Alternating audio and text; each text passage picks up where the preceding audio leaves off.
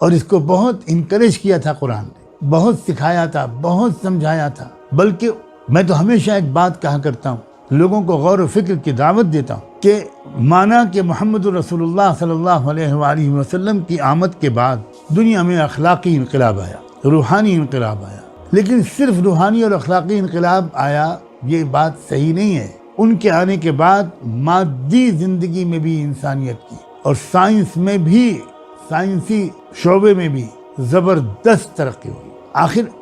اس اللہ کے رسول کی آمد سے پہلے ہزاروں سال سے دنیا آباد تھی، مگر سائنٹیفک ترقی ان کے آنے کے بعد ہی کیوں ہوئی؟ اس کی ایک بہت بنیادی وجہ یہ ہے کہ اللہ کے رسول صلی اللہ علیہ وسلم کی دعوت توحید کے ذریعے پوری دنیا کے انسانوں نے اپنے آپ کو پہچانا، انسان نے اپنے مقام کو پہچانا۔ انسان کو پہلی بار یہ بات عالمی سطح پر اس طرح اس کے ذہن و دماغ میں آئی کہ میں دنیا میں سب سے بڑا ہوں اور یہ پوری دنیا میرے لیے بنائی گئی، ورنہ اس سے پہلے انسان تو اپنے آپ کو سب سے چھوٹا اور ہر دوسری چیز کو اپنے سے بڑا اور ہر ایک کے سامنے ڈرا سہما ہاتھ جوڑے کھڑا ہوا نظر آتا تھا۔ انسان ڈرتا تھا پہاڑوں سے، دریاؤں سے، جانوروں سے، آسمان اور زمین اور ستاروں اور سورج سے، چاند سے، چھوٹے چھوٹے کیڑے مکوڑوں کی کس کی پوجا ہو۔ انسان کبھی لوہے کے سامنے سر جھکا کے کھڑا ہو جاتا، کبھی گنگا جمنا کے سامنے سر جھکا کے کھڑا ہو جاتا۔ یہ انسان کی درگت بنی ہوئی تھی۔ صلاۃ و سلام ہو محمد رسول اللہ صلی اللہ علیہ وآلہ وسلم پر کہ انہوں نے آ کر انسان کو اس کا مقام بتایا کہ تم تو وجہ تخلیق کائنات ہو، تم مقصود ہو، سورج چھوٹا ہے اور تمہاری خدمت کے لیے پیدا کیا گیا ہے، تم سورج کی عبادت کے لیے نہیں پیدا کیے گئے۔ لا تسجدوا للشمس ولا للقمر واسجدوا للہ الذی خلقہن، مت سجدہ کرو سورج اور چاند کے سامنے، مت سر جھکاؤ، اس رب کے سامنے سر جھکاؤ جس نے سورج اور چاند کو بنایا ہے۔ تو جب انسان کو یہ پتا چلا تو وہ انگڑائی لے کر اٹھا اور اس نے خود اعتمادی کے ساتھ کائنات کی چھوٹی بڑی چیزوں پر تحقیق شروع کی اور یہیں سے سائنسی انقلاب آیا۔ سائنس کا غلط استعمال تبھی سے شروع ہوا ہے جب دنیا کی قیادت مغرب کے ہاتھ میں آ گئی۔ سائنس کا، حکومت کا، ٹیکنالوجی کا، ریسورسز اور پاور کا غلط استعمال جو شروع ہوا وہ اسی وقت سے شروع ہوا جب سے یورپ کے ہاتھ میں دنیا کی قیادت آ گئی۔ ہاں میں یہ بات بھی کہہ دوں کہ قیادت جو ٹرانسفر ہوئی ان کی طرف، وہ اس وقت ٹرانسفر ہوئی جب مسلمانوں نے اپنی ریسورسز کا اور اللہ کی دی ہوئی طاقت کا خود غلط استعمال شروع کر دیا، اور انہوں نے وہ اپنی ذمہ داری نبھانا شروع کر دیا۔ جو رشتہ ان کا اور انسانیت کے درمیان تھا وہ انسانیت کے خیر خواہ اور خدمت گزار بنا کر بھیجے گئے۔ ان کی ذمہ داری انفرادی نیکیوں کے علاوہ یہ بہت بڑی تھی کہ ان کو ایسی کوشش کرنی ہے کہ دنیا سے غربت مٹ جائے، مظلومیت اور محرومیت کا خاتمہ ہو جائے۔ جب انہوں نے سمجھا کہ اسلام بھی کچھ ریچولز کا ہی نام ہے، کچھ اٹائر کا اور ڈریس کا نام ہے، جو بلند مقاصد تھے اسلام کے، لیقوم الناس بالقسط، دنیا میں انصاف کا نظام قائم کرنا، کوئی بھوکا نہ رہے، کوئی پیاسا نہ رہے، کوئی تعلیم سے محروم نہ رہے، ہر ایک کو اس کے حقوق ملیں، لوگوں کو مذہبی آزادی حاصل ہو۔ لا اکراہ فی الدین، یہ قرآن نے کہا تھا کہ مذہب کے سلسلے میں کسی کو ہرگز مجبور نہیں کیا جا سکتا۔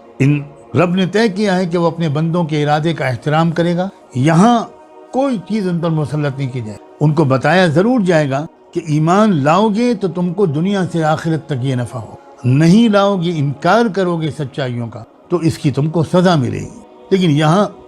دنیا میں نہیں سزا ملے، آخرت میں ملے۔ ظاہر ہے کوئی دنیا کا قانون یہ نہیں کہہ سکتا کہ نیک لوگ اور برے لوگ سب کو ایک ہی پڑھنے میں رکھا جائے گا، یہ تو ناانصافی ہے، یہ تو کوئی بھی انسان اس کو قبول نہیں کر سکتا، اس کو ریکمنڈ نہیں کر سکتا۔ تو یہ جو پیغام محمد رسول اللہ کا آیا، اس کے بعد سے دنیا میں روحانی اور اخلاقی تبدیلیاں بھی آئیں، انقلاب آیا،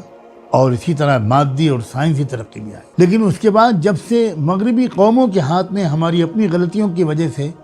یہ سائنس اور ٹیکنالوجی اور سب پہنچ گیا، تو انہوں نے جس طرح سے اس کا استعمال شروع کیا اور کرتے چلے جا رہے ہیں، ساری دنیا اس پر کی گواہ ہے۔ اور اب تو یہ حالت ہے کہ چھوٹا سا ملک ہے اسرائیل جو ناجائز طور پر بنایا گیا، وہ جو سلیمان علیہ السلام کو دکھایا گیا تھا کہ ان کی کرسی پر ایک جسم بیٹھا ہے، بعض حضرات علماء کی رائے یہ ہے کہ اس سے مراد یہ ہے کہ سلیمان علیہ السلام کو بتایا گیا تھا کہ اسی جگہ پر بیٹھ کر کوئی اور ان کے تخت پر ناجائز قبضہ کرنے کی کوشش کرے گا، اور اسی لیے انہوں نے وہ دعا مانگی تھی۔ اب ایسا معلوم ہوتا ہے کہ اسی جگہ پر اسی تخت پر بیٹھ کر ایک ناجائز حکمرانی کرنے والوں کا دور قریب آ گیا ہے، لیکن یہ بات بھی بالکل ثابت ہے کہ وہ حکمرانی بہت دن تک نہیں چلے گی، اس حکمرانی کا طلسم ٹوٹے گا، اور وہی جو جسد بٹھایا گیا تھا اسی جسد کو غالباً عیسیٰ علیہ السلام قتل کریں گے۔ ایک طرف خالی جسم ہے، ایک طرف روحانیت کا سب سے بڑا امام۔ اللہ اکبر! کیا اشارات ہیں، کیا تلمیحات ہیں! ہمارے اور آپ کے ذمے ہیں کہ ہم بھی ذرا ان اشارات کو سمجھیں اور اپنے اندر ایک توازن لائیں، اور یہ بہت اچھا موقع ہے کہ آپ کا یہ بھائی آپ سے جو یہ مذاکرہ کر رہا ہے یہ اس مہینے میں کر رہا ہے جس کا مقصد ہی ہے روحانیت کو بڑھانا اور حیوانیت کو گھٹانا۔ اب روحانیت اگر ہماری بڑھ گئی تو ہم فتنہ دجال سے محفوظ رہیں، اور انشاءاللہ دجال کی تائید کرنے کے بجائے دجال سے دنیا کو چھٹکارا دلانے والے مقدس لشکر میں ہم شامل ہوں گے۔ یہ زمانہ آ گیا ہے بہت ہی بلند تمناؤں اور مقاصد کا۔ اگر زندگی کو اگر ہم غلط سمجھ رہے تھے اور یہ سمجھ رہے تھے کہ بس ہم پڑھنا ہے، اس کے بعد کوئی جاب کرنا ہے، پیسے کمانے ہیں، شادی کرنی ہے، اور کسی اچھی سی بلڈنگ بنانی ہے، ایک دو کاریں خریدنی ہیں، اور اس کے بعد تھوڑے دن کے بعد مر جانا ہے، یہ ورلڈ ویو غلط ہے۔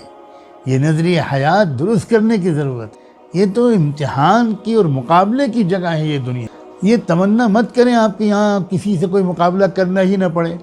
بھائی امتحان حال میں آپ جائیں اور آپ یہ تمنا کریں کہ مجھے کچھ سی سوال کا جواب نہ دینا پڑے، مجھے تھوڑا آرام سے سو جاؤں، کچھ کھانے پینے کو مل جائے، یہ امتحان حال میں نہیں ہوگا۔ یہ دنیا بھی ایک بڑا امتحان حال ہے، اور اب بہت بڑے بڑے امتحانوں کا دور آیا۔ اللہ تعالی ہم سب کو بہت ہی ثابت قدم رکھے اور اتنی روحانیت اور ایمانی قوت دے دے کہ ہم امتحانوں سے نہ گھبرائیں، اللہ کی مدد مانگتے ہوئے ہم مقابلے کے میدان میں اتریں، اور پھر اللہ کی مدد سے ہم